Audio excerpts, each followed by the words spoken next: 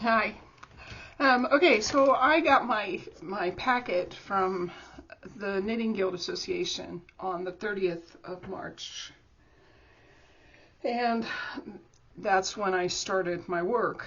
And luckily I'm retired, so I have lots of time to knit and play and research, and I did a lot of it. I spent most of my days and evenings doing it. But this is pretty much the culmination. I still have to redo the mitten because my gauge was off. But I'm going to tip it up this way, and you can kind of see this is a 3-inch notebook, and it's full. It's just, I don't know if I can get that up far enough for you to see. It's just full. It's absolutely packed. And a lot of it is doing the swatches.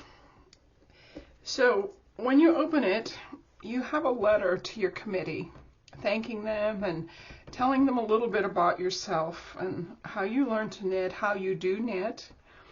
Then we also have the page from our instruction manual that comes with it.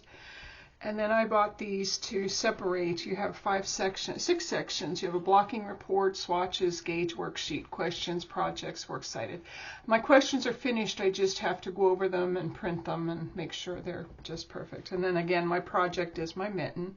So I'm going to go through just a few things that we had to do. This is my report. I went ahead and used Microsoft's Math to put how many word count, because you have to have so many word count, and then how much was in my bibliography and how much was my personal information, my address and email and things. So this is my blocking report. And then we come to our swatches. The swatches, I think, were the most fun. There was a lot of research in each swatch, and the preliminary one, you didn't have to do any research at all. You just had to show them that you could keep your gauge nice and that you knew how to mark for a swatch and measure for a swatch. And then you go ahead and tell them, answer some questions that they ask you on that. This was actually, when I did my swatch, I actually did, let's see, I started with size 7, and these are Knitter's Pride Nova Platina Cubics. They're the cube. They're not the round knitting needles, they're the cubed ones. So I did find that my gauge is quite different than what I guess is normal for that, for doing a gauge. But you can see it's very narrow down here, and then it gets wider up here. So then each swatch, they tell you exactly what to do. You have to do the research, and you can kind of see. Even though you know how to do these things, you have to be able to cite 2 references so that they can tell that you not only know how to do it, and your references have to match. For example, one reference can't tell you to do it this way, and then the second reference tells you to do it this way, a different way. They have to match. So that it's very important that you're very careful with your research when you do this. I had to do 1, 2, 3, 4, 5 different researches. And even though I knew how to do all of these things, I had to be able to show them that I could research something new and do my gauge swatch. Now this is actually a garter stitch, so the gauge is a little different than when we do stockinette stitch like this. And then you can also see that I have my, my ribbing. The swatch 3 is just pretty much the same, except that instead of stockinettes or garter stitch, we have the stockinette stitch. And I don't know if you can see the stitches through here. You're allowed to use the internet. It's just, as a librarian, I do know how to research using the library. There are some criteria so that you can use the correct things from the internet. And they give you the criteria for what they expect if you're using internet researches. I do have a lot of books, so I used a lot of books, and I bought a lot of books. I bought several. I did some reviews, and you've probably seen them. Some very expensive books, but I love them because every time I open them up, I find more and more things. Okay, this is the seed stitch, and this was fairly easy to do. The one thing with seed stitch is you have to be very careful of your gauge. And then you can see I have a whole page, it goes down to about here, of all of the information I had to review. We do a bar increase. You can show that you know how to do bar increases and make one increases, make one right, make one left increases, lifted increases. And then they also tell you that before you send this in, make sure that you have pictures of everything. So I have a Ravelry account, and I've shown you in previous videos how to create a Ravelry account and how to get around a little bit in Ravelry.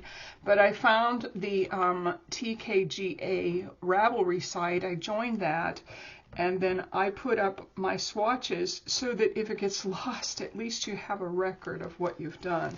And I've already been viewed on Ravelry. I think this is it's getting to be very popular, this course. There are 3 levels, and this is level 1 that I'm doing, and you can kind of see it's quite extensive. These are the decreases: blended, decreases, full, what do they call it? Full something, full fashion. Sorry, my brain went dead for a minute. Lots of different decreases, lots of different increases. You also have to research some lace, and I don't know if I'm going to take this one out just to kind of show you, because I am going through this pretty fast. They give you all the things. You have to know exactly where to put your tag at the top left-hand corner. They discuss your cast-ons, because cast-ons can be smooth or bumpy depending. And they also take the swatch out to look at them and grade them for you.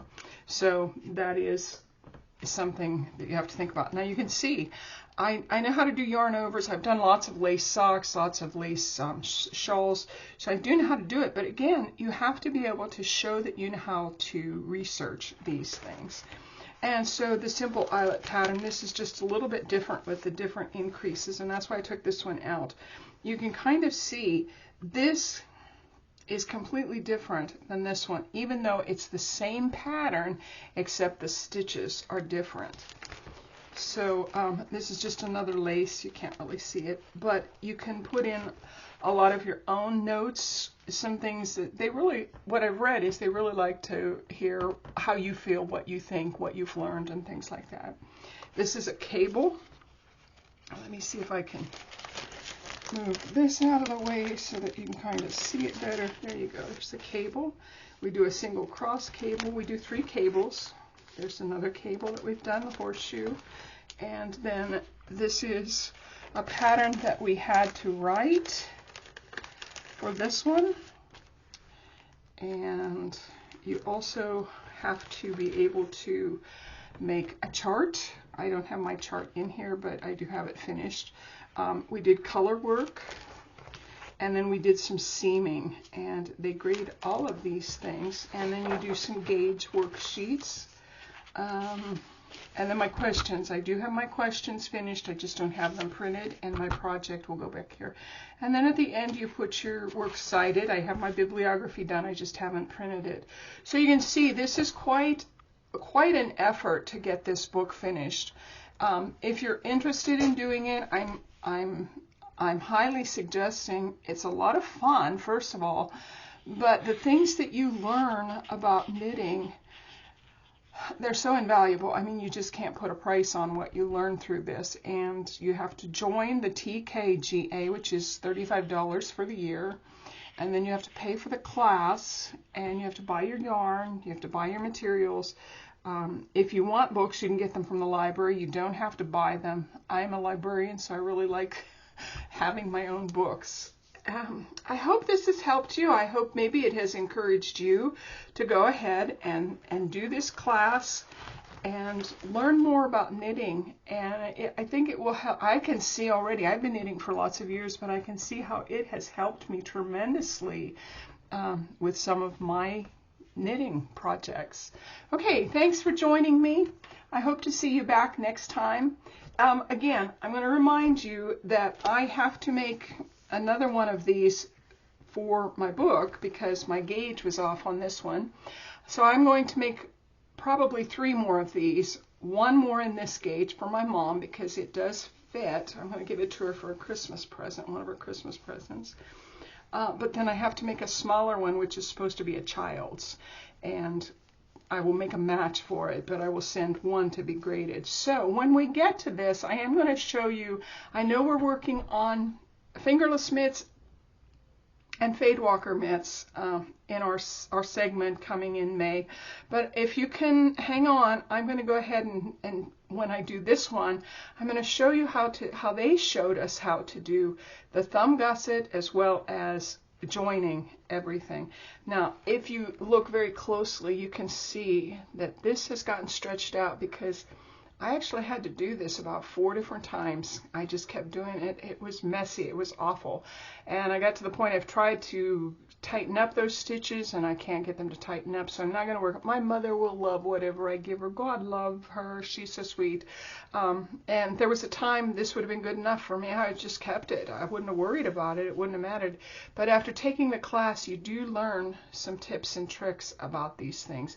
And now that I've done this as a practice, I know how to do these so that there's not big holes in the thumb gusset. Okay, I hope you've enjoyed this. Again, come back.